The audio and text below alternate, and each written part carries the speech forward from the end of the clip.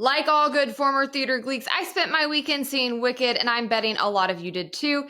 As you know, if you watched my video a few weeks ago, I'm a Wicked fanatic and self-dubbed expert on this subject matter, so I have to circle back to it again. In my last video, I took actress Cynthia Erivo to task for her ridiculous diva meltdown on a fan who dared to Photoshop the movie's cover to look like the original playbill. She claimed it was racist, which was annoying enough on its face, but it was even more absurd if you have background knowledge of the play in order to know that it deals with matters of actual bigotry. For those of you who are somehow under a rock and don't know, Wicked is a reframing of the beloved classic The Wizard of Oz, and it's a prequel that turns everything you know about Oz on its head. The musical makes the case that the victors of history often shape the narrative, and when it comes to politics, who you believe is good or bad often comes down to false perceptions and lies, oppression, and power pools that take place behind the scenes. Now, you might be wondering, Hannah, why is your video today couched in terms of how Democrats are responding to the movie? But what you need to understand is that Wicked is an inherently political show, as was the original Wizard of Oz, by the way. That's right. Fun fact, the Wizard of Oz is actually thought to be a political and economic allegory. So the fact that Democrats are projecting their politics onto the movie is not surprising, but the problem I have and that I want to discuss today is that the show's messages seem to have gone right over their head. Spoiler alerts ahead.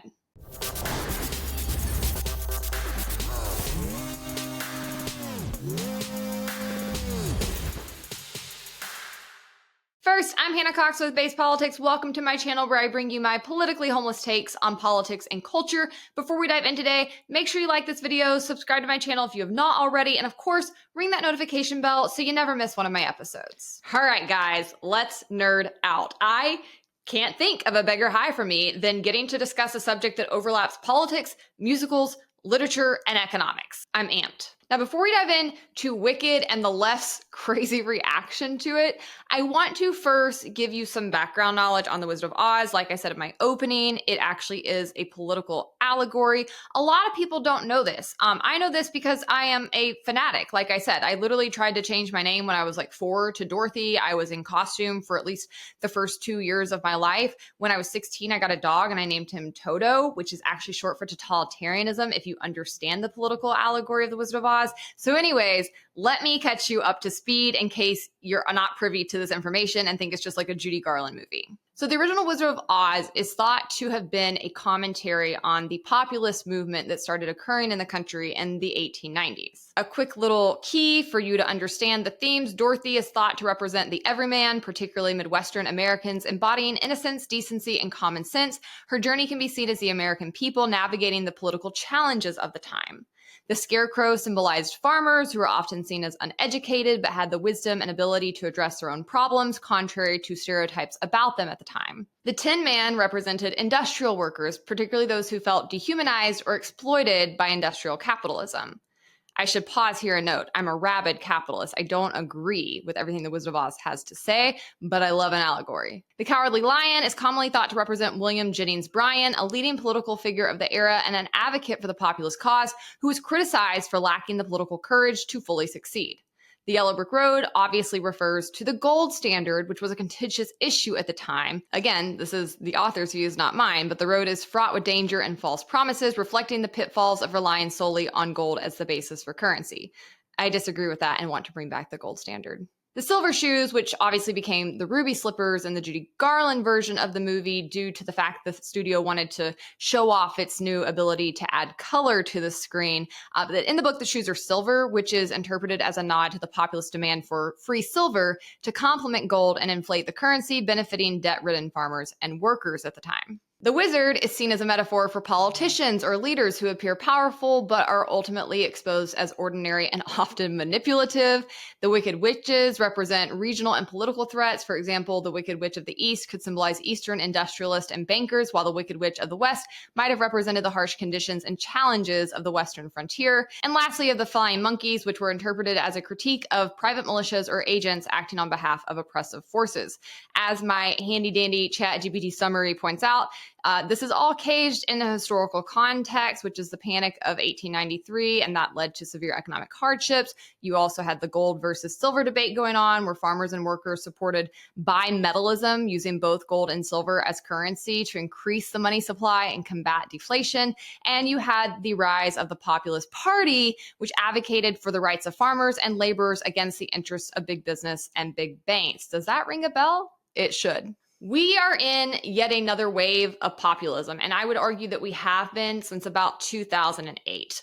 Populism is heavily present in both the MAGA wing of the Republican base and in the progressive wing of the Democrat base. What's important to know about populism is that it's a fluid political movement that I would better describe as a sentiment versus an ideology, because it holds no concrete ideals, principles, or solutions.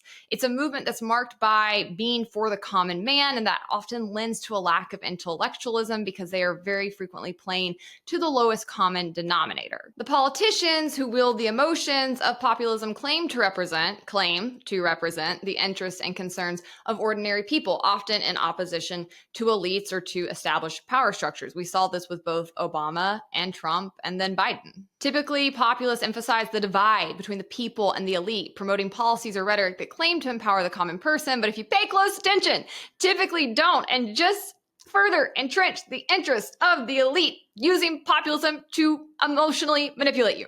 And yet again, we see horseshoe theory at play, right? Both left-wing and right-wing populism often veer towards very Marxist mentalities, very, very commie mentalities of like us versus them, class solidarity, overthrowing the elites, everything should be fair, everything should be equal, us versus them. You often have a lot of xenophobia that gets tied up in it in that reason, a lot of class warfare, and really it's very, very bad for any country that's going through a populist wave. You should be very wary of any ideology that is grounded in us versus them, that plays on high emotions, and that lacks an actual grounding philosophy for which you can measure political actions against. The fact that it lacks those things is what makes populism so easy for it to be used against the very people it claims to help. Now, Wicked the musical continues the supposed trends and messages of its predecessor, The Wizard of Oz.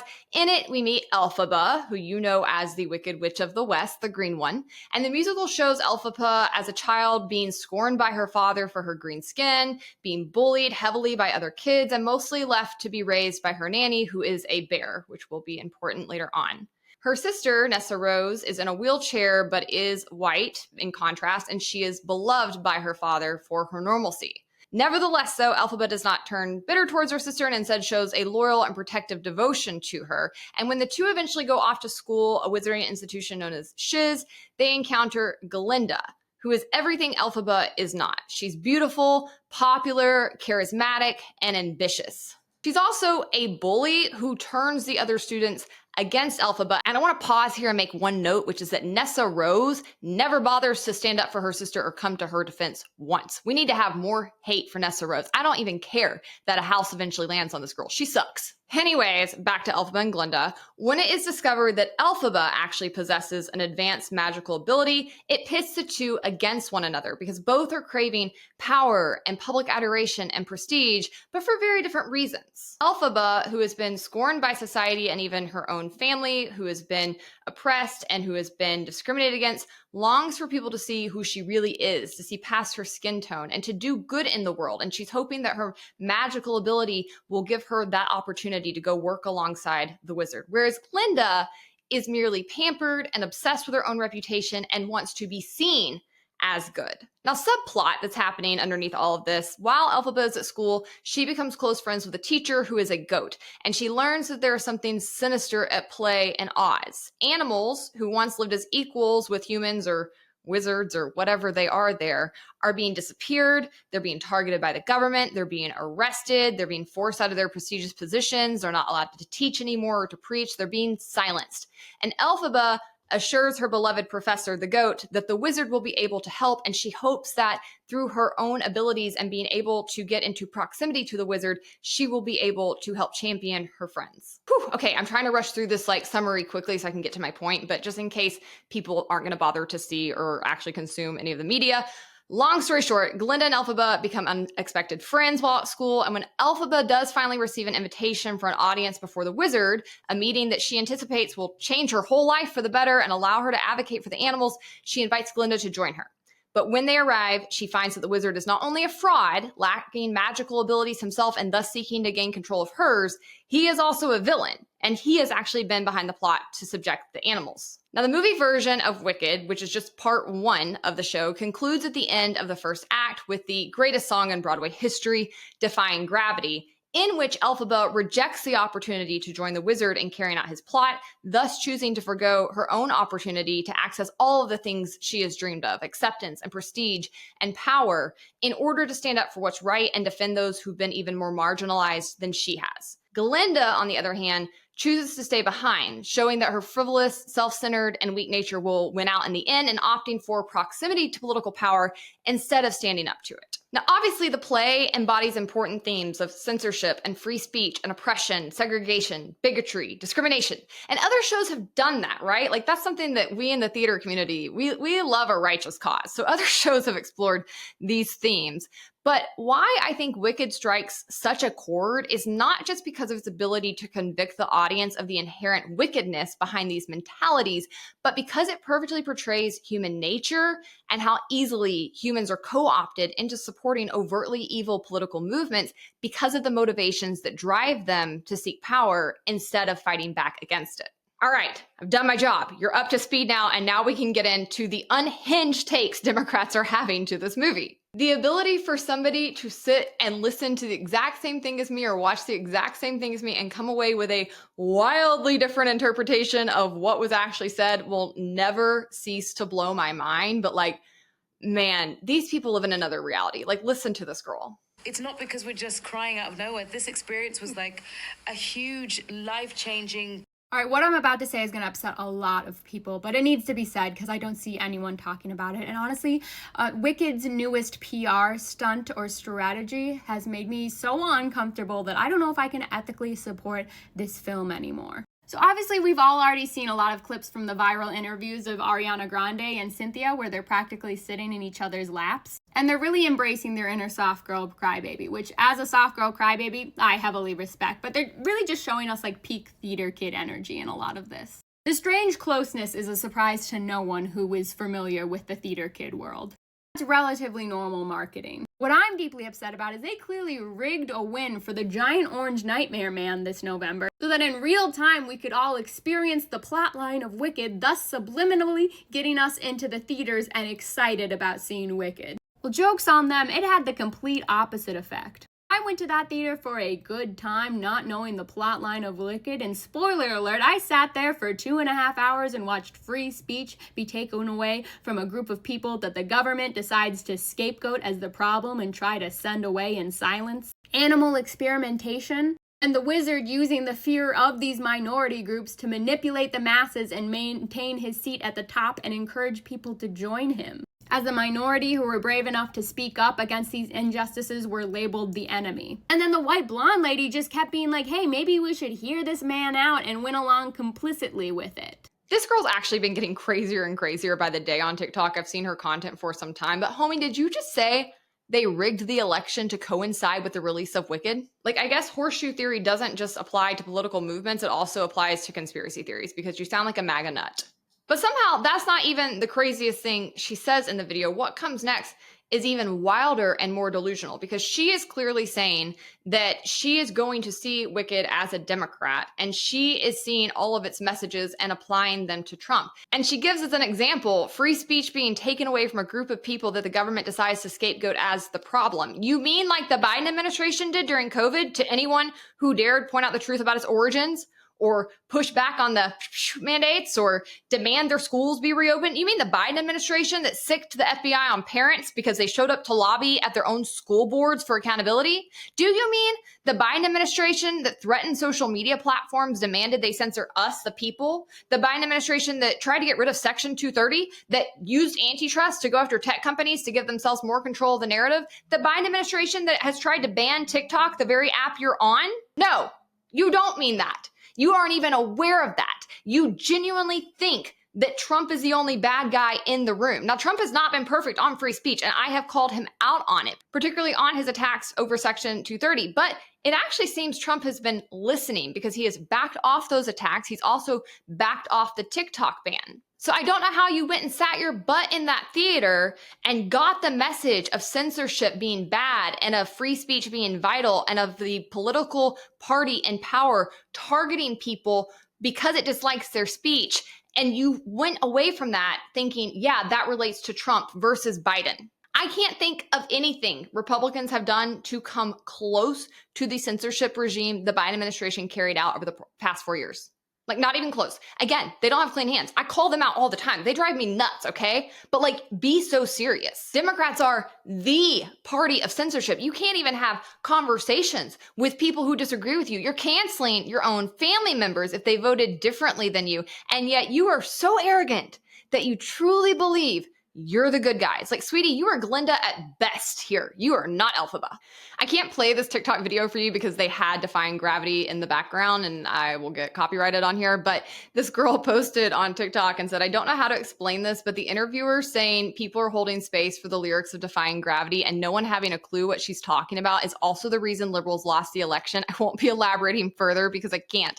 I will elaborate further for you because this is an amazing point. So what she's referring to is Ariana Grande and Cynthia Erivo have been on a batshit crazy press tour promoting this movie. I'll see if I can find a quick video to insert here. Our own, no, we're not gonna, we can't. We're No, you get, yeah, no. We can't. No, you're gonna do We've it. cried 500 times today. We've done it today. a lot. We've done no, today. and honestly, Alone. this is a PSA. So sorry, guys. It is what it is. There's nothing we can do about it. I can't imagine. And you know what? If you're in the just gonna comments be- saying how annoying it is, I'll say it first. We can't help it. I've said it's it not first. on purpose. I'm annoyed. I'm tired. My tear We ducts- are tired. I can't even. I I'm felt the same tired. thing outside. I was like, Do not do it here. Emotionally tired. Do not do it here. but- I don't cry before 4 p.m. We can't do it, but we've been can't. crying since 6 in the morning. so- We are not doing it. But we just had our own private cry. Yeah. But like, they are literally like on top of each other, crying, emotionally unhinged. And every single interview they give, I mean, they act like they just birthed the Messiah. I am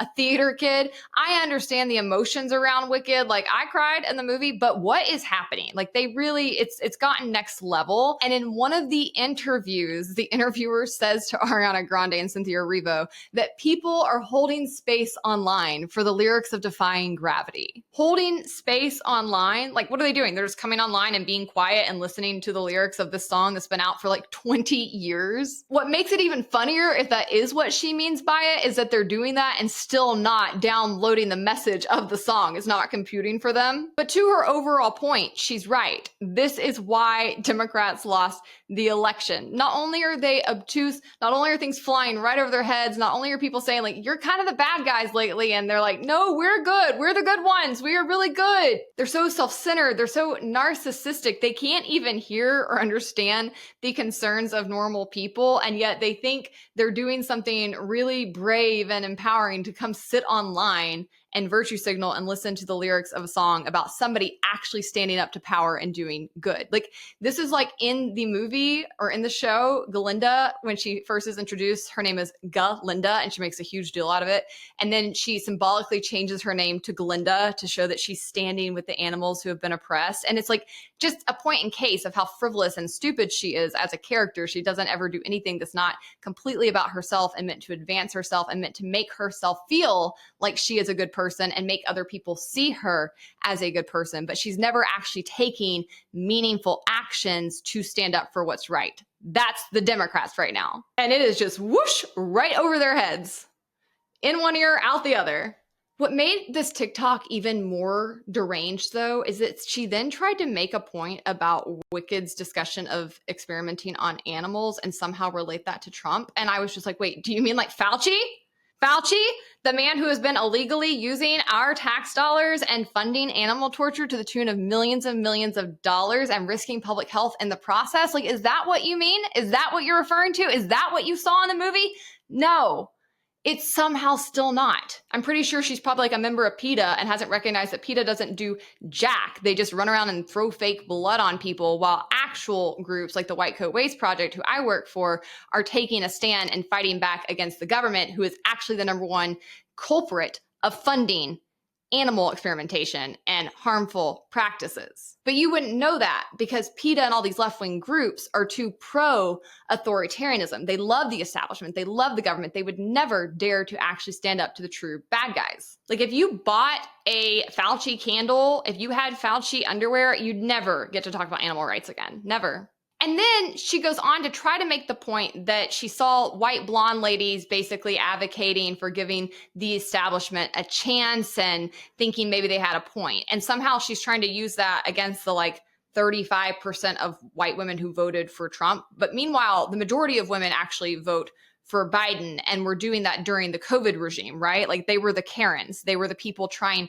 to enforce these brain dead actions on the rest of us, and we're perfectly fine with using the power of the government against people to take away their livelihoods, to take away their kids' opportunity to get an education, to take away their ability to be with their loved ones if they dared push back. Like enough of the bullying of the right-wing women. You guys need to go deal with yourselves because a lot of you are Glendas. I already see posts on TikTok about how Glenda is so relatable. I just saw one. It was like a series of photos like Glenda's for the girls who fall in love too fast. Glenda's for the girls who chase their goals but fall too short. Y'all, oh my God. I did not know y'all would not miss it. I did not know it was going over your head that much.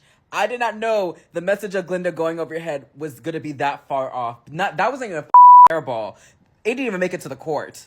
Okay, because that is not what Glenda represents. If you see yourself in her, you are her. Again, that's what I'm saying. A lot of y'all you are her. Because, yeah, she would think, oh, I am so relatable. Instead of, you are a fucking person. You perpetuated racist stereotypes and were horrible to a girl and think you're nice because, what, you want to make someone a project? Crazy. Now, just to be clear here, because I constantly, if I come in and push back on left-wing insanity, get called a Trump supporter and vice versa. If I push back on right-wing hysteria, then I'm a left-wing libtard, blue-haired feminist freak. I'm neither. I hate all of you, okay? Are there some parallels to Trump that you could glean from the movie Wicked? Yes. Trump also wields populism in ways that are very harmful. He's a charlatan. He's very much like the wizard. He's a phony. But Wicked is supposed to make you question what you believe about all political leaders. And the conclusions you should be drawing is that they are all mere mortals. As the song Popular in the movie says, do they have brains or knowledge? Don't make me laugh. They are popular. Trump is popular with the right. Biden and Harris were popular with the left, but both tribes are falling for the mechanics of populism when they believe their leaders have any great power or ability to transform their lives, when in reality, most of them are carrying out actions behind the curtain that should horrify you and that are actively making your life worse. And if you stop being so self-seeking and so consumed with virtue signaling and trying to appear good like Glenda, so simpish in your lust for political power by proxy, you might actually take note of the horrors being done by your own side